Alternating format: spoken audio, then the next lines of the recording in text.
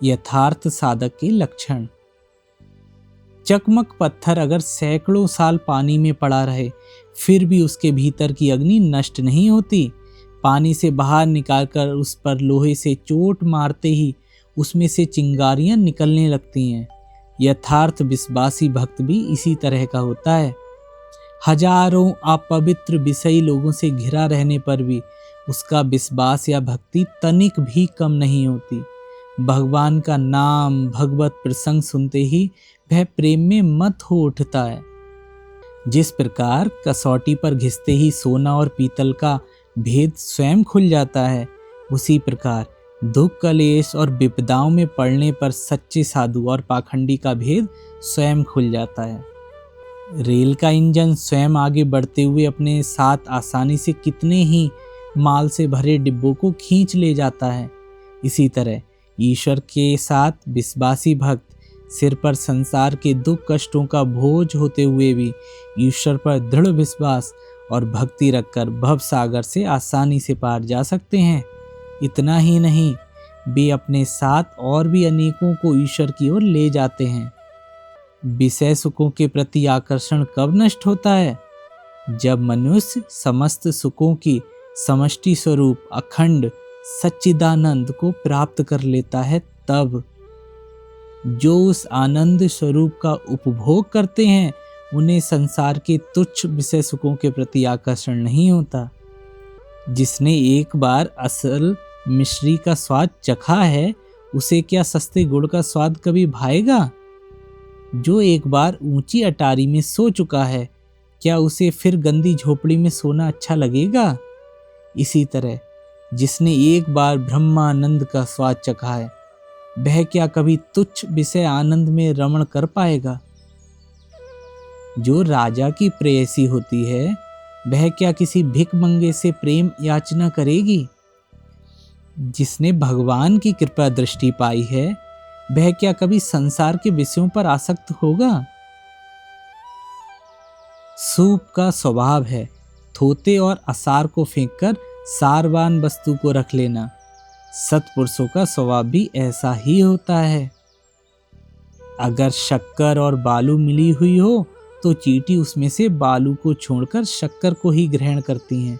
इसी तरह जो परमहंस होते हैं, सत्पुरुष गण होते हैं, वे अच्छे और बुरे के मिश्रण से अच्छे को ही ग्रहण करते हैं।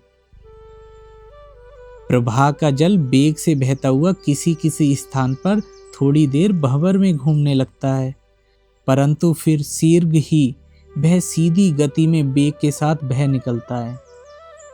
पवित्र हृदय धार्मिक व्यक्तियों का मन भी कभी कभी दुख, निराशा, अविश्वास आदि के भंवर में पड़ जाता है, पर वह अधिक देर तक उसमें अटका नहीं रहता, शीघ्र ही उससे छूटकर आगे निकल जाता है। साधक की शक्ति किसमें है? साधक ईश्वर की संतान होता है और बालकों की तरह रुदन ही उसका बल होता है। दाद को जितना खुजाओ उतनी ही और खुजाने की इच्छा होती है, उतना ही ज्यादा आराम भी मिलता है।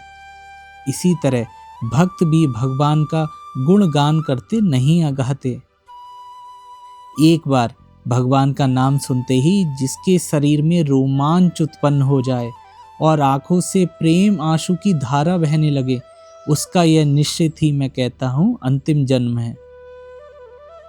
यदि साधक को कोई दुष्ट स्त्री अपने मोह जाल में फंसा ले तो क्या होगा? जिस प्रकार पके आम को जोर से दबाने पर गुठली और गुदा फट से निकलकर दूर छिटक जाता है, हाथ में केवल छिलका ही रह जाता है, उसी प्रकार ऐसी स्त्री के हाथ पड़ते ही साधक का मन झट ईश्वर में चला जाता है, बस देह भर पड़ी रह जाती है। जो सबकी दृष्टि से दूर एकांत में भगवान देख रहे हैं, इस भय से कोई अधर्म आचरण नहीं करता, वही यथार्थ धार्मिक है। निर्जन वन में सुंदर नव युवती को अकेली देखकर जो धर्म के भय से भीत होकर उस पर कुदृष्टि नहीं डालता, वही यथार्थ धार्मिक है। जो वीरान में किसी उजड़े घर में मोहरों से भरी थैली देखकर भी उसे उठाने के मोह को रोक सकता है, वही ठीक ठीक धार्मिक है। जो केवल दिखावे भर के लिए लोग क्या कहेंगे इस भय से सिर्फ लोगों के सामने धर्म का अनुष्ठान करता है, उसे ठीक ठीक धार्मिक नहीं कहा जा सकता। निर्जन नीरव में अनुष्ठित होने वाला धर्म ही यथार्थ धर्म है। भीड़ भाड़ और कोलाहल में अनुष्ठित होने वाला धर्म धर्म नहीं है। भगवत भक्तों की अपनी एक अलग ही जाति होती है जो सामाजिक नियमों से परे होती है। स्त्रियों की अपने पति के साथ एकांत में जो बातचीत होती है वह वे किसी के सामने कहते लज्जाती हैं। उन बातों को वे ना तो किसी को बताती हैं ना ही बताना चाहती हैं। वे बातें यदि किसी तरह किसी के सामने प्रकट हो जाएं तो स्त्रियां नाराज हो जाती हैं, परंतु वे अपनी सहेलियों को स्वयं ही वे सब बातें बताया करती हैं। इतना ही नहीं, वे उन्हें बतलाने के लिए उत्सुक रहती हैं और बताकर आनंदित होती हैं। इसी प्रकार भगवत भक्त भी भावावस्था में भगवान के साथ उसका जो वार्तालाप होता है उससे उसे हृदय में जिस प्रकार का आनंद अनुभव होता है उस सब के विषय में हर किसी को बताना नहीं चाहता, क्योंकि उससे उसे सुख नहीं मिलता। किंतु यथार्थ भक्त को वह दिल खोलकर सब कुछ बताना चाहता है, बतलाने के लिए उत्सुक सा रहता है और बतलाकर बहुत आनंदित होता है।